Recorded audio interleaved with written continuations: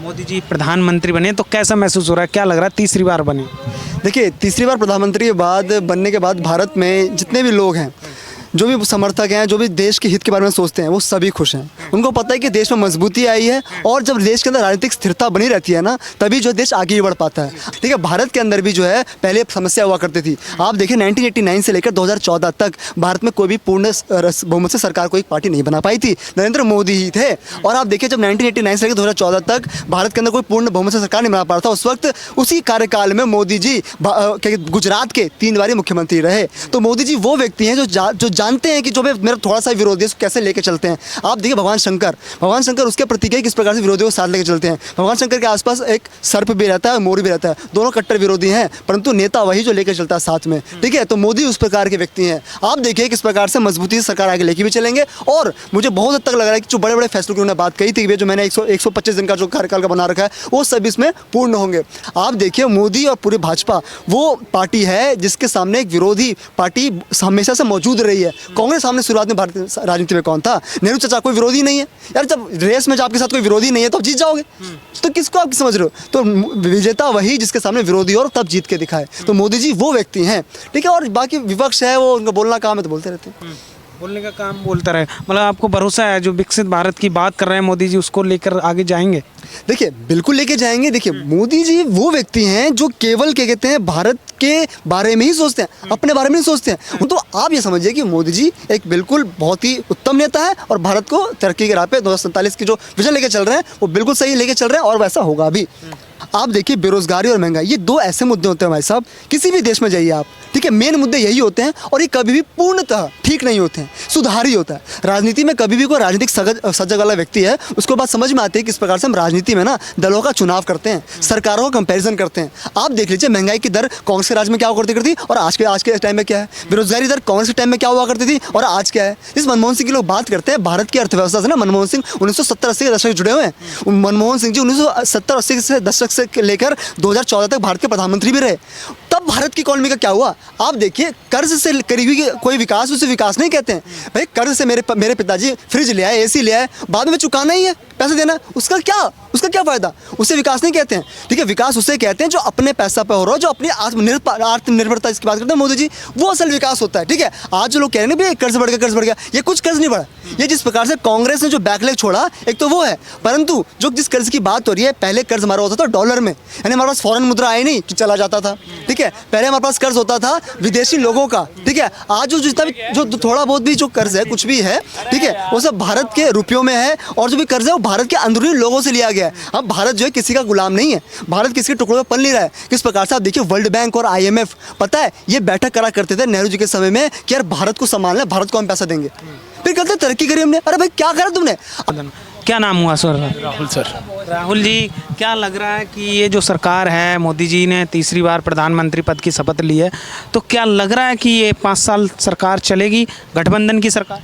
देखिए, जब प्रधानमंत्री मोदी ने राष्ट्रपति के सामने शपथ ली थी ना कि मैं नरेंद्र दामोदर दास मोदी संविधान की शपथ लेता हूं, तो उसी दिन तय हो गया था कि ये सरकार 5 साल चलेगी। तेजस्वी यादव कह रहे हैं कि अब तक के जो प्रधानमंत्री हैं नरेंद्र मोदी, वो सबसे कमज़ोर प्रधानमंत्री हैं इस समय। अब विपक्ष मजबूती से उभर के आ रहा है, तो क्या लग रहा है कमज़ोर हैं? NDA की जो सरकार बनी है, कह रहे हैं 2 बैसाखी की सरकार है, ये कमज़ोर प्रधानमंत्री कमज़ोर हो गए। देखिए, मजबूत प्रधानमंत्री कौन थे भारत के? नेहरू जी, जिन्होंने मदरसे चलाए, गुरुकुल ख़त्म कर दिए, या राजीव गांधी जी, या मनमोहन सिंह जी, जिन्होंने पहले संसाधनों पे पहला हक मुसलमानों का ऐसा कह दिया और हिंदुओं के अंदर 50-55 साल की राजनीति में आरक्षण दिया। और क्या दिया बताओ? एक राम मंदिर के लिए पहले अंग्रेजों के आगे गिड़गिड़ाते रहे, फिर मुगलों के आगे गिड़गिड़ाते रहे, 70 साल कांग्रेस के आगे गिड़गिड़ाते नहीं दिया ना। एक मंदिर का ही तो सवाल था। तुम अगर इतने ही देश के वो थे, सबसे ज़्यादा तादाद में हिंदू थे, 80-90% हिंदू था, सुन लेते हैं उनकी, भैया इनके भी सुन लो। एक राम मंदिर देने में क्या आपदा थी? क्यों मोदी को आकर के ही ये करवाना पड़ा? क्यों प्राण प्रतिष्ठा में हमने मोदी जी को देखा, हमने नेहरू जी को क्यों नहीं देखा? हमने राजीव गांधी जी को क्यों नहीं देखा? हमने इंदिरा गांधी जी को क्यों नहीं देखा? और राजीव जी के पास तो इतना बहुमत था, वो मोदी सरकार के पास आज तक नहीं आया, तब भी नहीं दे पाए। तो वो दुर्भाग्यपूर्ण तो है। हम भारत में रहते हैं, हम सोचते हैं भारत का अभिन्न अंग है, नागरिक है, हमें वोट देने का राइट है, सवाल पूछने का राइट है, लेकिन जब हम इतिहास देखते हैं तो ऐसे पता चलता है कि भैया इन्होंने तो किया क्या। दंगे फसाद, आज 10 सालों के अंदर किसी एक राज्य में बम फूटने को देखते हैं, ये कहते हैं मोदी कमजोर है। सेना को पत्थर मारने वाले पत्थरबाज गायब हो जाते हैं, कहते हैं मोदी कमज़ोर है। 7 सैनिक कुवैत से आ जाते हैं, ये कहते हैं मोदी कमज़ोर है। अभिनंदन जैसा शूरवीर 24 घंटे में आता है, और ये मोदी जी ने थोड़ी ना बोला, ना किसी उनके प्रवक्ता ने बोला, ये तो वहाँ की सांसद में खड़ा कैबिनेट मिनिस्टर उनका बोल रहा है। हाथ पैर कपकपा रहे हैं, माथे पे पसीना आ रहा है, और अभिनंदन को छोड़ दो, मोदी कुछ बड़ा करने वाला है। वहाँ से बाइडन ने बोला कि हमारी नज़र भारत के ऊपर बनी हुई है, भारत जरूर कुछ बड़ा करेगा। और सर, जब कोई बड़ा आदमी कुछ बोलता है ना बड़ा करने का, तो सोचो वो कितना बड़ा होगा। तो ये हमारे मोदी जी का सम्मान नहीं है, ये 140 करोड़ जनता का, क्योंकि हमने मोदी जी को बिठाया, अपनी इच्छा से थोड़ी ना प्रधानमंत्री पद पर बैठ सकते थे। आज से पहले हमारे वेल एजुकेटेड अर्थशास्त्री डॉक्टर मनमोहन सिंह जी थे, 142 सीटें लेकर गए थे 2004 के अंदर। क्या सरकार नहीं बनाई उन्होंने? 5 साल नहीं चलाई। 206 सीटें लेकर गए 2009 के अंदर। क्या सरकार नहीं चलाई गठबंधन से? ये तो फिर 240 में इनको आप बोल रहे हो बैसाखियों में। एक्चुअली क्या, इनकी उम्मीद ना खुद टूट गई है अब। और पूरा गठबंधन इतना बड़ा एजेंडा चला करके तुम 233 नहीं टा पाया। वो एक अकेला जिसने इतनी प्रताड़ना सहने के बाद, इतने आरोप सहने के बाद भी 240 पे खड़ा उतरा। तो क्या लग रहा है कि कड़े फैसले लिए जाएंगे इस सरकार में, जैसे 2014 से और अब तक 10 सालों में जो कड़े फैसले लिए, चाहे राम मंदिर, चाहे आर्टिकल 370 अनुच्छेद हटाना, चाहे और भी बहुत सारे जो काम किया है, इस तरह के फैसले लिए जाएंगे इन 5 सालों में? मोदी जी का इतिहास रहा है, उन्होंने जब फैसले लिए हैं ना, जितने भी फैसले लिए हैं, परवाह नहीं करी किसी की, कोई हंसेगा, कोई खुश होगा या नाराज होगा। जो देश हित में फैसला उन्होंने लिया है। अभी ये एक एजेंडा ऐसा फैला रहे थे कि नीतीश बाबू ने कृषि मंत्रालय मांग लिया है, नीतीश बाबू ने पेट्रोलियम मांग लिया है, नीतीश बाबू ने फलाना मांग लिया, वहाँ से जो नायडू ने मांग लिए हैं, स्पीकर पद मांग लिया। क्या मिला किसी को? आप देख ही रहे होंगे। बल्कि नीतीश बाबू तो पैर छू रहे थे मोदी जी के, कह रहे थे मैं तो इनको कह रहा हूँ आज ही शपथ ले लो, ये कह रहे नहीं 9 तारीख को लूँगा। तो ये तीसरी बार प्रधानमंत्री पद की शपथ ली है नरेंद्र मोदी ने, कैसा लग रहा है आपको? बिल्कुल अच्छा लग रहा है। और रही बात विपक्ष की जो कहने की, वो कहते रहेंगे, क्योंकि सरकार तो उनकी भी बनी थी यूपीए 1 में 145 सीट्स लेकर, और वो 5 साल चल गई है, तो मोदी जी तो उनसे बेटर है कई महीने में, तो इनको बोलने दीजिएगा। और रही बात सरकार गिरने की, हमारे पास में हमारे जो बहुमत है उससे ज़्यादा सीट्स हैं, और हमारे पास जो पार्टी 1-2 की बात ना करो आप, देश भर की जितनी भी पार्टियां हैं वो हमको सपोर्ट कर रही हैं, सारे स्टेट्स में सपोर्ट कर रही हैं। कुछ जगह हमारी सीट्स कम हुई है, डेफिनेटली हुई है, वहाँ पे हम काम करेंगे। लेकिन जहाँ पे हमारे सीट्स की हमको अपेक्षा थी, जैसे उड़ीसा हो गया, आंध्र प्रदेश हो गया, वो सरप्लस सीट्स हैं हमारे लिए, और वो हमने मैनेज कर लिया है। तो हमारी सरकार बनी रहेगी 5 साल पूरा। और हमने जो कहा था कि मोदी जी ने जो कहा था कि हमारी जो गारंटी है, जो काम हमें करना है डेवलपमेंट के लिए, विकसित भारत के लिए, जो इम्पोर्टेंट चीज़ें लानी थी देश में, डेफिनेटली आएगी। तो भरोसा है, जो कहा है कि मोदी जी कह रहे हैं कि हम 2047 तक देश को विकसित भारत बनाएंगे, तो भरोसा है, लग रहा है कि इस सरकार में ये 5 साल में कड़े फैसले लिए जाएंगे?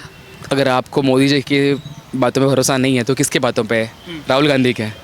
देखो, जो आदमी अपने स्टैंडर्ड्स पे कभी खड़ा नहीं रह सकता, जो आदमी राजनीति को समझता नहीं है, हाँ हो सकता है कि लोगों का इस बार एंटी वेव रहा हो, बीजेपी के अगेंस्ट में वोट किया हो, कुछ जगह पे किया होगा, और लोगों ने वोट जिहाद बहुत ज़ोरों से किया है। हमारे वोट शेयर कम नहीं हुई है, लेकिन हमारे यहाँ पे लोगों ने जो एंटी वेव क्रिएट किया है, जो इकट्ठे पोलराइजेशन करके वोट किया है, उसका इफेक्ट पड़ा है हमें डेफिनेटली। लेकिन आने वाले टाइम में बहुत क्लियरली कहना चाहता हूँ कि सरकार अपना टेन्योर पूरा करेगी, और जो बड़े फैसले लेने थे हम पूरे लेंगे, उसमें कोई दो राय नहीं है। और जो नीतीश कुमार को तो आप जानती हैं, वो कब पलटी मार जाए कुछ पता नहीं रहता। भरोसा है वो साथ निभाएंगे, मोदी जी का एनडीए का साथ निभाएंगे? देखिए, गठबंधन धर्म होता है, और धर्म अधर्म के बीच में बहुत छोटा सा दायरा होता है, वो उनका पर्सनल लुकआउट है। बट जहाँ तक उन्होंने इस बार प्रॉमिस किया है हमारे हाथ में रहने का, देखते हैं कि आने वाले टाइम में ये वक्त ही बताएगा। लेकिन हमें विश्वास है कि एनडीए चलेगा 5 साल पूरा, और आने वाले टाइम में हम लोगों को अपने साथ लेके विकसित भारत की ओर लेके चलेंगे। और सिर्फ 2047 की बात नहीं कर रहे, 47 की बात नहीं कर रहे हैं, हम बात कर रहे हैं उसके बाद की। ये जो विकसित भारत का जो सपना है, ये आपके और मेरे नहीं, आपके होने वाले दूसरी पीढ़ी के लिए भी है, और उनके भविष्य के लिए भी है। तो मोदी जी के ऊपर भरोसा रखिए, और मोदी जी की गारंटी है वो पूरा करेंगे, निश्चिंत करेंगे। बात करूँ उत्तर प्रदेश की, अयोध्या बड़ा चर्चा में रहा, चर्चा का विषय बना हुआ है अभी भी। वहाँ से भाजपा हार जाती है, वजह क्या है? क्या वहाँ के सांसद से नाराज़गी थी, या मोदी योगी से नाराज़गी थी? वजह क्या थी? हाँ, देखिए, बहुत ही व्यक्तिगत प्रश्न है ये हमारी फैमिली की तीसरी पीढ़ी है जो राम मंदिर के लिए लड़ रही थी। मैं भी राम मंदिर के जो शिलान्यास का टाइम था, जो भूमि पूजन हुआ था, तब भी था मैं वहाँ पर। उसके बाद में जो प्राण प्रतिष्ठा हुआ, उस टाइम पर भी मैं राम मंदिर के आसपास में था, मैंने देखा बहुत पास में से। और राम जी का जो आस्था है वो चलते रहेगा। कुछ लोग हैं इसको हाइप क्रिएट करके एंटी बीजेपी बनाने की कोशिश कर रहे हैं, और अयोध्या में बीजेपी को वोट्स जो मिले हैं विपक्ष पार्टी से ज़्यादा मिले हुए हैं। हम वहाँ पे सरप्लस कर रहे थे। वहाँ पे 5 कॉन्स्टिट्यूंसी है, रुदौली है, वहाँ पे मिल्कीपुर है, वहाँ पे आपका ये है दरियावाड़ है।